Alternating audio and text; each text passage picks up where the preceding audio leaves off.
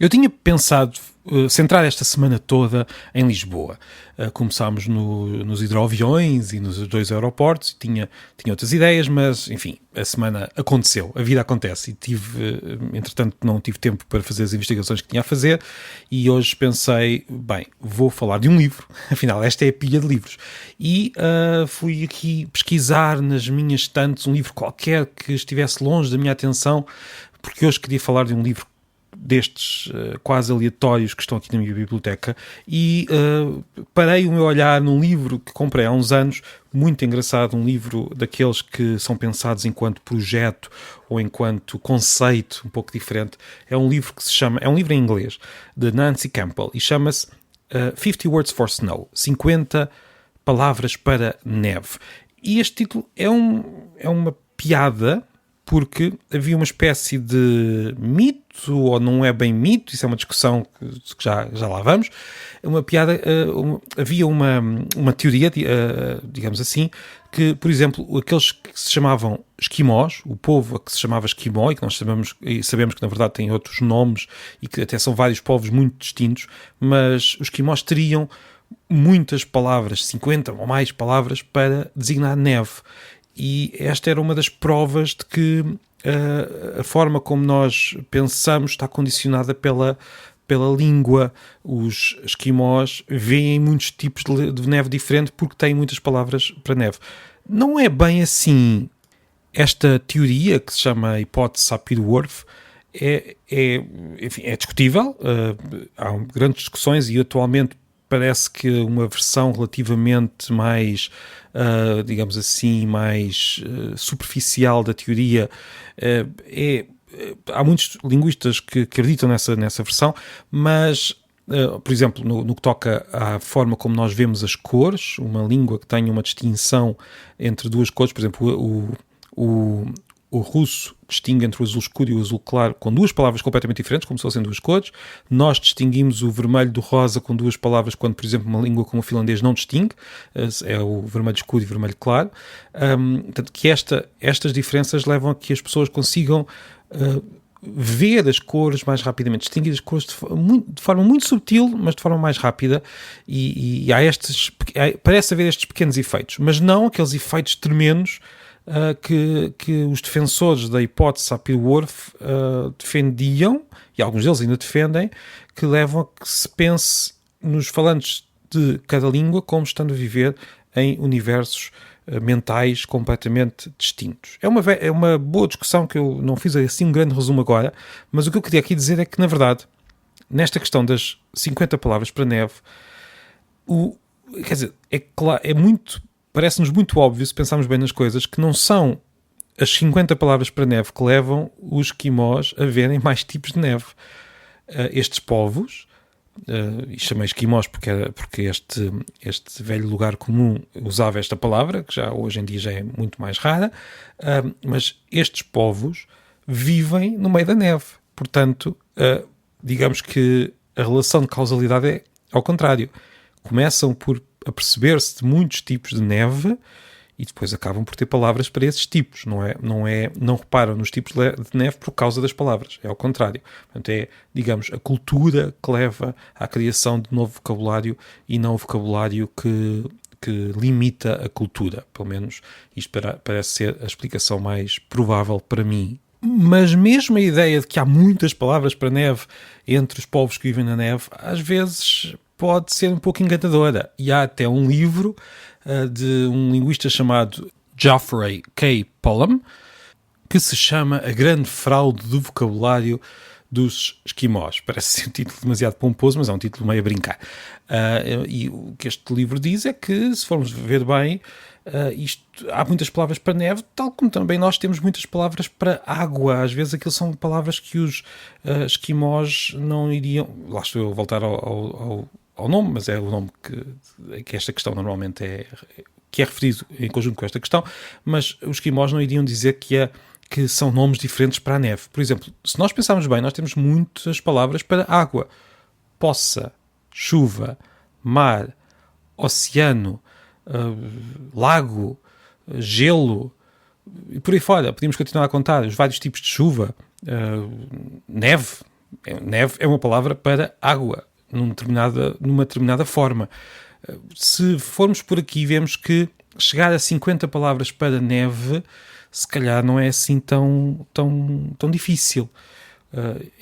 É uma questão curiosa, mas pronto, isto tudo estou aqui a justificar o título, ainda não chegámos ao livro. O título é uma piscadela de olho a essa velha questão das palavras para neve. Mas a autora, a Nancy Campbell, na verdade, é uma poetisa. Olha, aqui está um título, aqui está um tema para outro episódio, mas não é para hoje, que decidiu ir procurar as várias palavras em várias línguas, não numa só língua.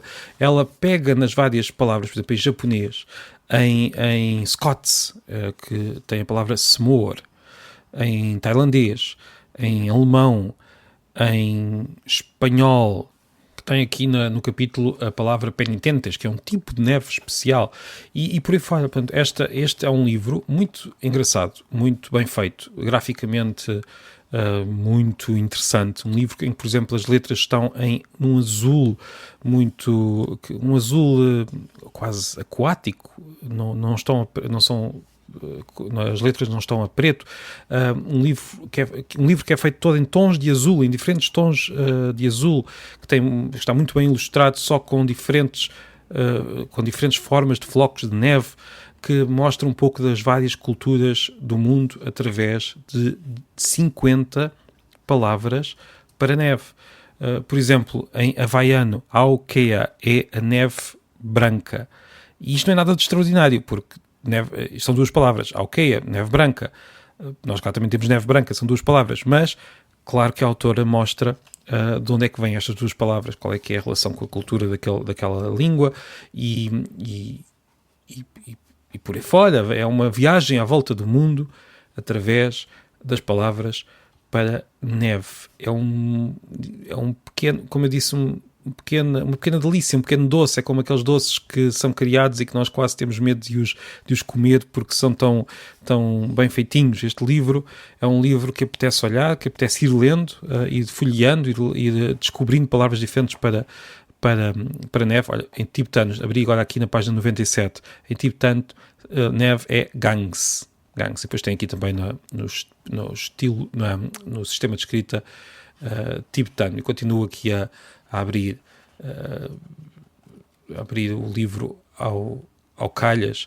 O islandês, como não podia deixar de ser, o islandês tem palavras, é um pouco como nós dizemos do alemão, mas o islandês tem palavras para o hábito, uma palavra para o hábito de oferecer livros pelo Natal. Também tem uma palavra chamada Unslapdrifa, deve estar a ler isto mal, que quer dizer flocos de neve tão grandes como a pata de um cão. E isto é no islandês. Portanto, não precisamos de chegar aos velhos míticos esquimós para ter muitas palavras muito particulares sobre a neve. Mas que reparem, o que é que aconteceu com o islandês? Porquê é que tem uma palavra destas? É simplesmente uma convenção. O islandês junta as palavras e cria estes conceitos através de palavras compostas com muita facilidade. E é claro que os islandeses vão dar mais atenção à neve porque têm muita neve. Portanto, não é uma questão, voltando ao início, de termos a língua a limitar o pensamento, a língua, digamos, a moldar a cultura, mas sim a cultura a moldar o vocabulário. No caso, a gramática é um pouco mais complicado porque a gramática é um conjunto de hábitos, muitas vezes de cariz um pouco aleatório. Porque é que nós temos verbos irregulares e verbos regulares? Porque é que temos três conjugações diferentes de verbos? Não há propriamente, ou pelo menos é muito difícil de encontrar características culturais que nos expliquem estas características gramaticais. É uma boa discussão, mais uma vez. Mas aqui temos de separar bem o vocabulário, por um lado, e a gramática, por outro. Porque o vocabulário muitas vezes acompanha as necessidades culturais dos falantes. A gramática é simplesmente um conjunto de hábitos, muitos deles sem sentido, que se foram acumulando e que foram sendo gravados na cultura dos falantes pela simples razão que as crianças, com o cérebro que têm, por serem humanos, por serem crianças humanas, aprendem qualquer gramática, por mais complexa que seja. A sério, as crianças aprendem qualquer coisa.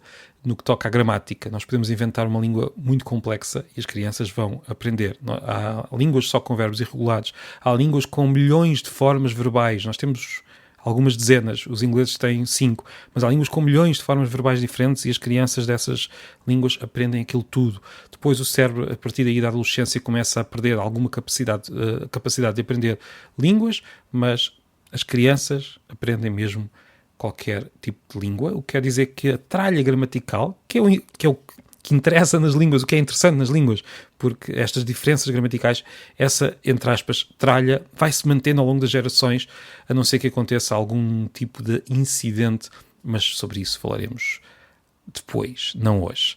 E pronto, foi aqui esta pequena sugestão de um livro não muito conhecido, mas que eu uma vez... Eu acho que não o encontrei, quer dizer, encontrei-o numa deambulação pela internet e acabei por encomendá-lo e gosto de o ter aqui na estante e de vez em quando ir folheando para ter comigo um pouco da beleza do inverno, porque o inverno também tem a sua beleza e a neve é dos elementos naturais mais belos em certas circunstâncias, quando não estão a escorrer pela roupa, mas a neve é bela e este é um livro sobre a beleza da neve e a beleza das palavras que a descrevem. Muito obrigado e até amanhã.